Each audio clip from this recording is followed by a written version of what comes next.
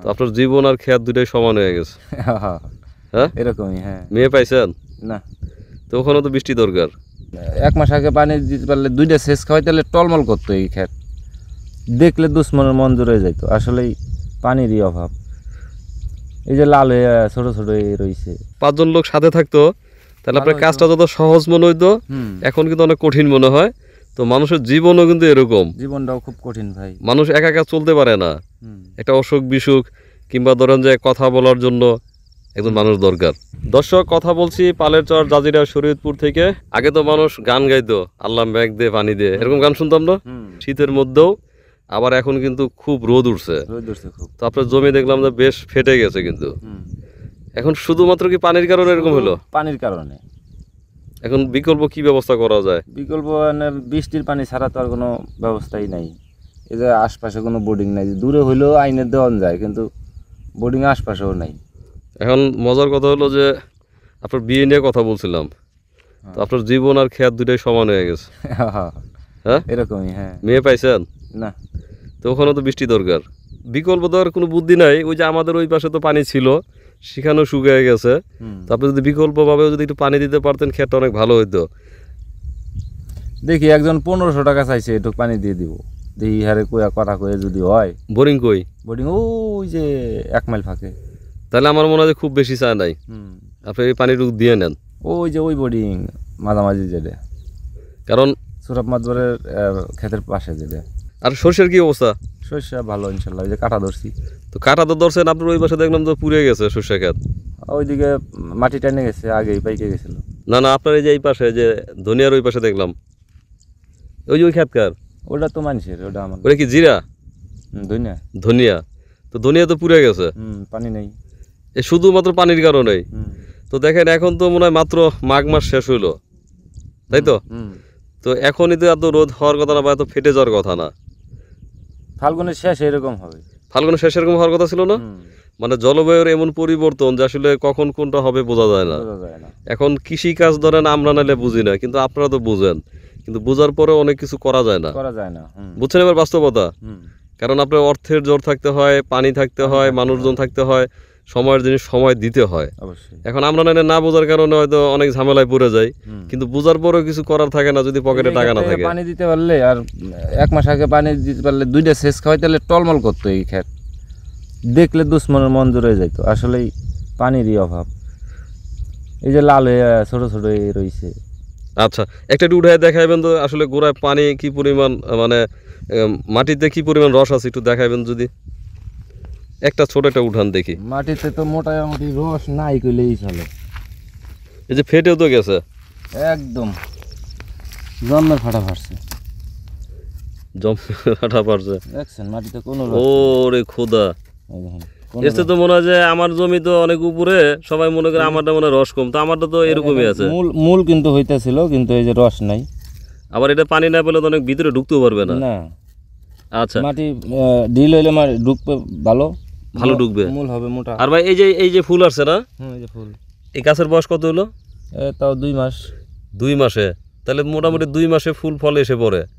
ওই যে ফলটা যে দেখা যায়, ওই যে ওদিকে দেখেন, ওই যে ফল, এই ফল এগুলো কি আসলে ওই যে ইয়ের মতো হয়, সরিষা দানার মতো হয় না? ওই যে বেগুনের দানার মতন। বেগুনের দানার মতো। তাহলে এখন এগুলা যেগুলো আসছে এগুলো পাকবে কবে? এগুলো হলো বৈশাখে পাকবে, বৈশাখ মাসে। তাহলে তো আপনার পানি তো আরো দরকার, কারণ হচ্ছে যে এখন মাত্র ফাল্গুন মাস শুরু। বৈশাখ মাসে উঠবে আর কি, এগুলো পাইকে উঠবে। তাহলে ফাগুন, চৈত্র, বৈশাখ, তাহলে তো আরো তো 2 মাস। তো সেচ লাগবে মিনিমাম 5 বার।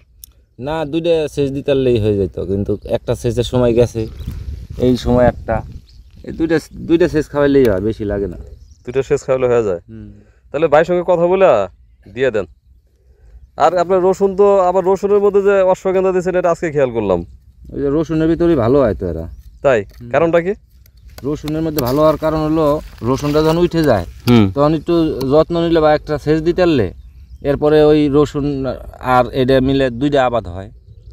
ও, সাথী ফসল হিসাবে। 2টা আবাদ হয়, সেই হিসেবে 2টাই কিন্তু পয়সার আবাদ।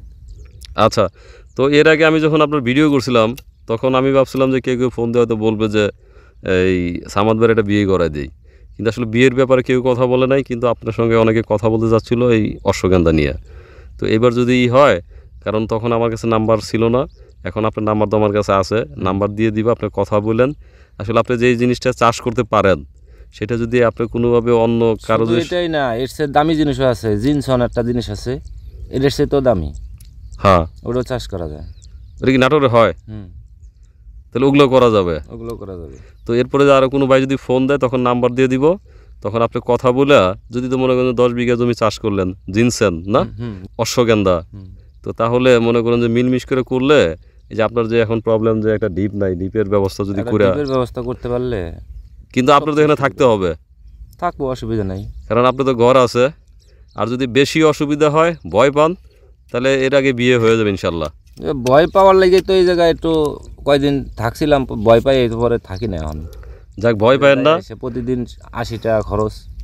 এখন ধরেন দূরে থেকে যদি কেউ চাষাবাদ করতে চায়, যে অশ্বগন্ধা কিংবা জিনসেন, তাহলে আপনি যেহেতু চাষটা জানেন, তো কেউ যদি যোগাযোগ করে, আমি আপনাকে নাম্বার দিয়ে দিব না, আপনার নাম্বার, ওনারা আপনার সঙ্গে কথা বলবে। কথা বলার পরে হয়তো 5-10 বিঘা চাষ করলেন, ওখানে হয়তো বললেন যে এখান থেকে 3 বিঘা আপনার, 5-7 বিঘা তার, এরকম বলে আলাপ করে নেবেন।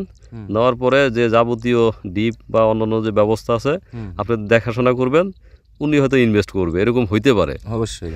তখন মনে করেন যে আপনি যদি 2 বিঘাও করেন, সেই 2 বিঘায় দেখবেন যে সুন্দর ফসল হবে, ভালো হবে। হ্যাঁ। আর দর্শক, সামাদ ভাইয়ের মনে খুব কষ্ট।